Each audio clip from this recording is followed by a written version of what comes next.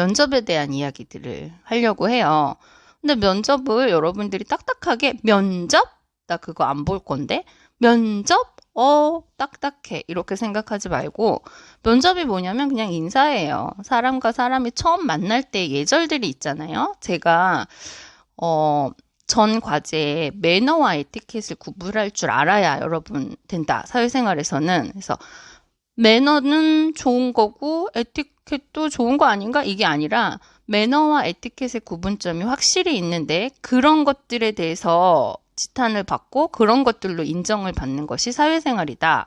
그래서 매너는 그냥 상대방에 대한 나의 배려, 예의 차원이라면 에티켓은 반드시 지켜야 되는 법적 구속력을 가지는 거라고 할 수 있어요. 그래서 그 뒤에 식사 에티켓이라고 얘기를 누가 한다면 그것은 반드시 지켜야 되는 거예요. 안 해도 되고 해도 뭐 말고 이런 게 아니라.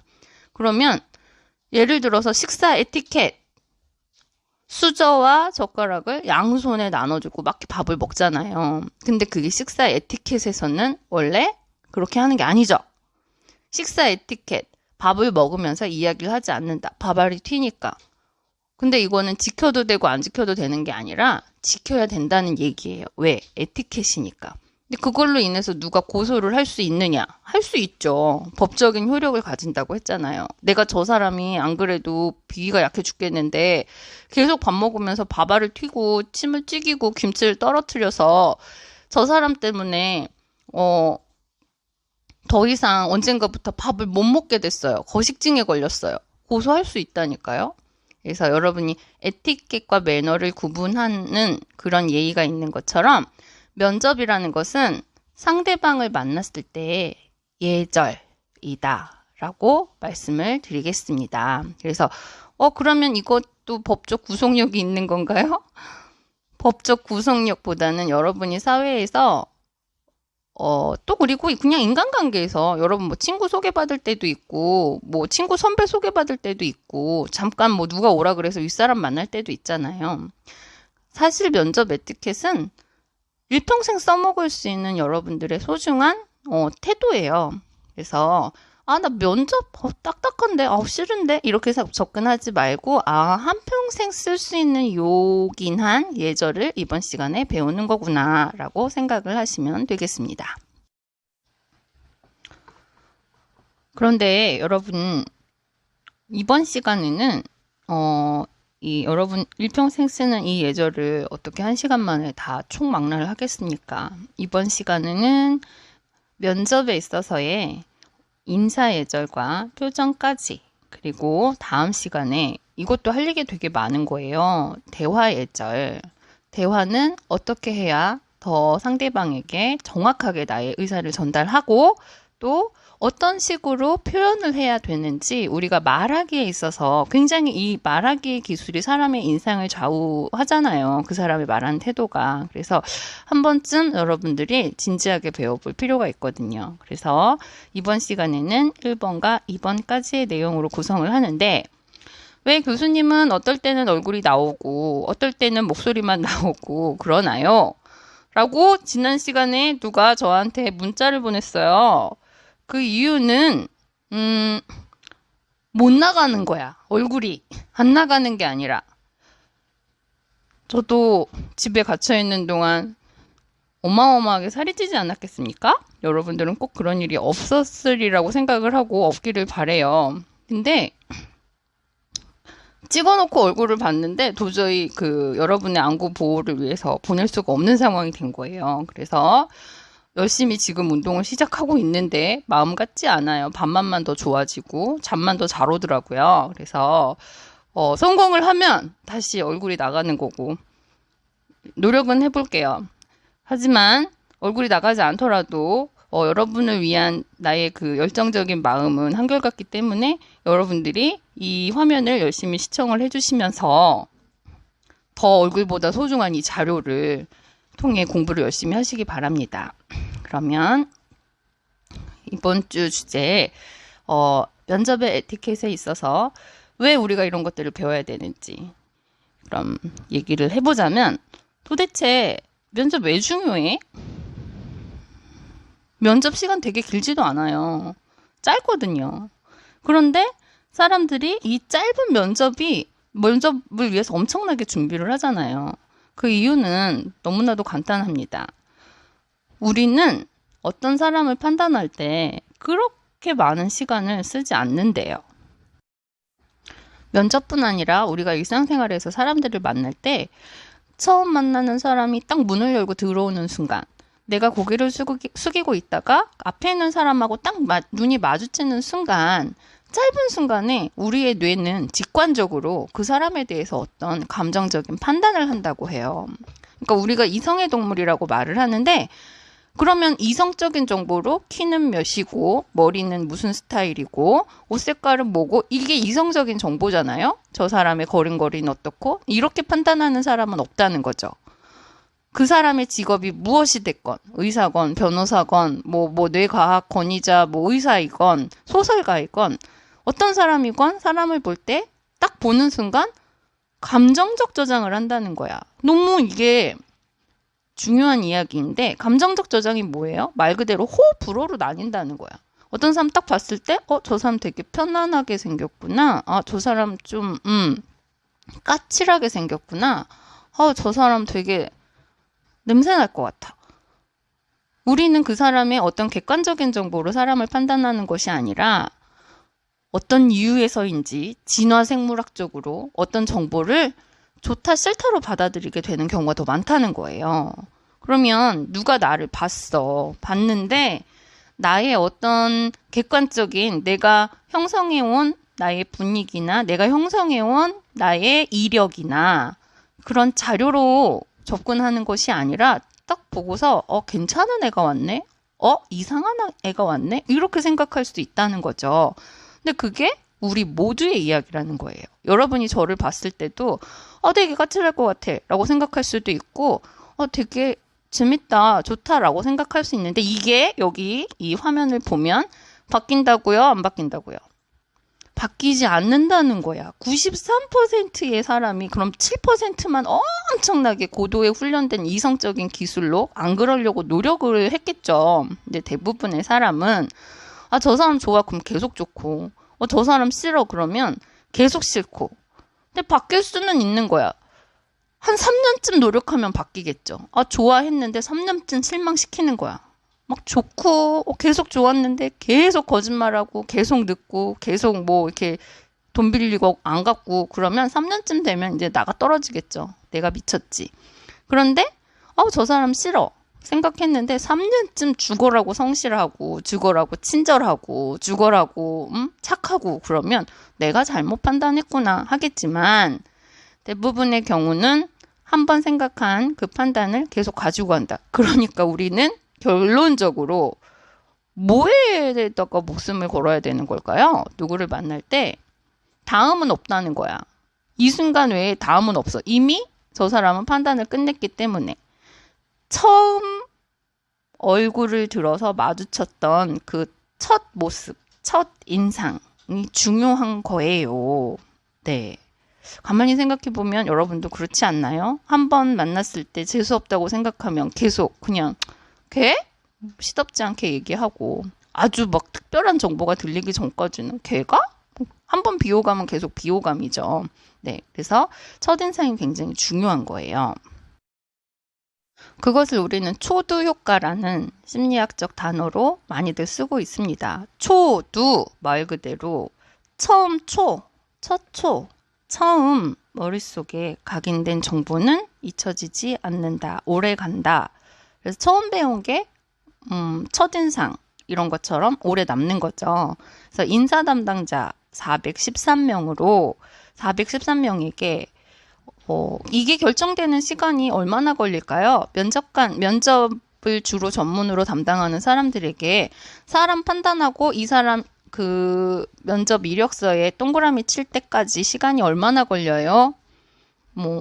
싫으면은 이력서 휙 빼버릴 것이고 좋으면 이력서를 챙기겠죠? 그 시간이 얼마나 걸려요? 물어봤어요. 근데 인사 담당자들은 전문가들이잖아요.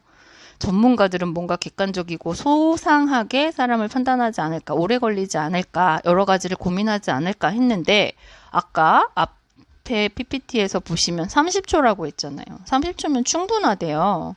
그럼 도대체 그 30초 동안 우리는 무엇을 할 수 있을까요? 가만히 여러분들이 타이밍을 머릿속에 재보세요. 저기 복도 바깥에 있을 거예요. 들어오세요. 그럽니다. 그러면 문을 열고 들어갈 거예요. 그럼 한 300걸음 걷겠습니까? 10걸음 걷겠지. 10걸음. 뚜벅, 뚜벅, 뚜벅. 한 5걸음 걸을 수도 있고. 10초밖에 안 걸릴 것 같아. 그러면 그 다음에 우리가 하는 거는 네, 손을 모으고 인사를 하겠죠. 인사하고 일어나는 순간 30초 끝나는 거야. 아주 짧죠?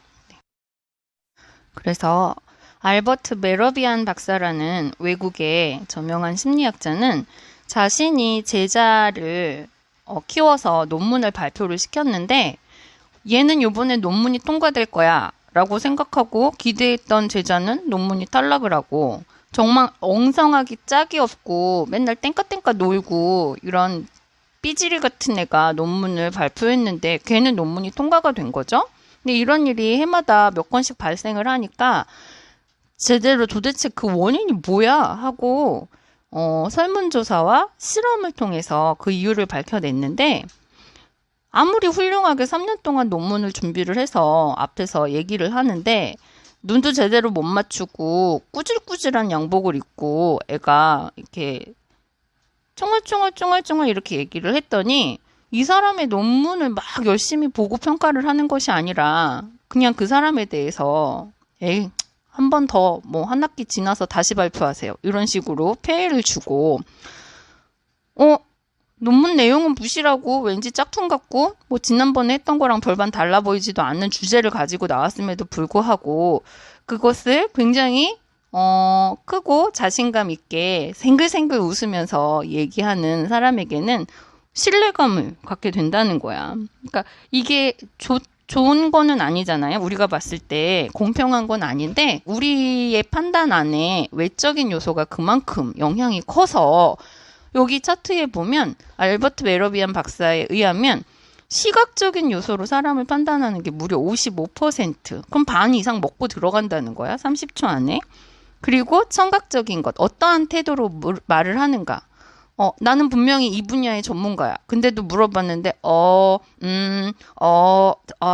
제가, 생각하기에는, 그런 건 아닌 것 같고요. 뭐 이러면, 잘 모르는구만. 이라고 생각을 하게 되는데, 잘 모르는데도 불구하고, 네, 그거는 이렇습니다. 그 이유는요? 뭐라고 막 말을 해. 그러면, 뭔가 확실히 안다. 이렇게 착각을 하게 된다는 거예요. 그러면 그 말의 내용, 진짜냐 아니냐 하는 그 정보는 무려 7%밖에 기여를 못한다는 거지. 이 차트가 이 세상에서 없어지는 날이 오면 좋겠어요. 왜? 그러면 정말 누구도 속지 않고 정확하게 진위를 구별해내는 그런 시대가 되겠죠. 하지만 지금까지는 이 차트가 시험에도 나오고 사람들에게 여러 가지 강의를 할 때 쓰이는 걸 보면 아직까지는 우리는 그런 시대에 살고 있나 봐요. 그래서 여러분들이 처음에 누구를 만나는데 막 쭈뼛거리고 그날따라 머리를 안 감았고 떡이 졌고 하필이면 신발에 운동화 끈에 뭐 김치국물 떨어져가지고 운동화 끈에 막 벌건 막 그 김치국물 자국 있고 그러면 여러분들은 그 만남에서 나쁜 놈이 될 확률이 되게 많아요. 나쁜 놈, 별로인 여 이렇게 인식될 확률이 되게 많다는 거죠. 그래서 사람들을 만날 때 추리닝 입고 다니고 뭐 슬리퍼 신고 다니고 그런 거 하지 마시고 내가 적어도 누군가를 만난다고 했을 때는 정돈된 모습을 보여주는 게 쓸데없는 악인으로 찍히지 않을 거라는 거죠. 그리고 깔끔한 용모와 함께 인상에 중요한 영향을 주는 것이 이제 표정인데 인사 담당자가 선호하는 얼굴형 어떤 사람 뽑겠습니까? 하고 사진 한 300장 늘어놓으면 이런 얼굴들을 선호한다고 뽑아줬대요. 사람인에서. 희망이 생겼어요. 엄청 예쁘고 엄청 잘생기지 않아도 될 것 같아. 근데 이 사진을 왜 골랐을까? 인사 담당자들은 그 수많은 신경 쓰고 깔끔하게 다듬어진 얼굴이 300명이 있는데 여기에다가 손가락을 콕 찍어준 이유가 뭘까요? 이 두 명에서 풍겨져 나오는 어떤 분위기가 공통되게 있죠. 되게 착해 보이고, 무슨 얘기하면 열심히 들어줄 것 같고, 이의를 제기하거나, 근데 왜 그래야 되는 건데요? 까칠하게 굴 것 같지 않고, 뭐, 편안함이 느껴지죠. 네, 그래서 편안한 표정, 선한 표정을 선호한다는 거예요. 그래서 여러분들이 희망을 가지고, 우리 누구나 악하지 않잖아요? 여러분들의 마음속에 착함이 다 살아있으니까, 이 착함을 그냥 드러내면 된다는 거. 단지 깔끔한 용모와 함께. 그래서, 이렇게 사람들을 대할 때, 이 둘의 입가에 편안함을 주는 요소는 입가에 있어. 뭘 머금고 있죠? 네. 네, 건드리면 금방 피식하고 웃을 것 같은 그런 미소를 약간 머금고 있잖아요. 그래서 막 과하게 웃으라는 것이 아니라 여러분이 지나가다 엄마 친구를 만났어. 엄마 인사하래. 여러분이 지나가다가 학교 선배를 만났어. 그럴 때 만나는 순간에 살짝 그 사람에게 미소를 머금고 쳐다봐주는 것만으로도 사람들은 저 사람 되게 착하구나. 저 사람 되게 성실하겠다라는 생각을 한답니다. 그래서 이렇게 환하게 미소를 지으면서 이야기까지 한다면 여러분은 뭐 누군가를 만나든지 다 좋은 어떤 인연을 맺을 수가 있겠죠. 자, 사람을 각인시키는 데 있어서 이렇게 선한 표정을 짓는 것에서 5초가 지났습니다. 그럼 나머지 30초 중에 이제 20초 정도가 남았죠. 인사를 하게 됩니다. 안녕하세요. 인사를 하는데 일상적인 인사는 이렇게 가볍게 끝날 수가 있지만 면접에서의 인사는 에티켓이라는 것이 필요하게 돼. 그러니까 발을 어떻게 할 것인지, 손을 어떻게 할 것인지. 그러면 면접에서의 에티켓은 면접 때만 쓰는 걸까요? 아니요. 여러분 나중에 상사 만날 때, 윗어른 만날 때, 여러분이 남자친구, 여자친구, 부모님한테 인사하러 갈 때, 뭔가 어른에 대한 인사를 할 때는 사회적으로 다 이 면접 때 예절을 그대로 이어갑니다. 여자들 보니까 발을 다 모으고 있네요. 그쵸? 선까지 그어놨어. 넘어가지 말라고. 발을 예쁘게 모으고 손을 다 똑같이 모으고 있네요. 근데 오른손 왼손의 구별 또한 있는 거예요. 여러분 절할 때도 그러잖아요. 남자는 왼손, 여자는 오른손.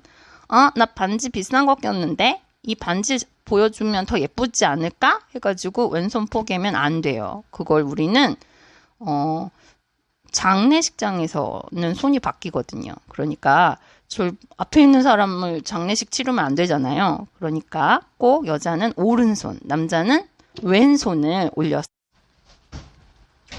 그래서 인사를 하시면 되고 자, 절할 때도 똑같이 어른한테 절할 때 똑같이 인사할 때도 여자 오른손, 남자 왼손. 손은 어디?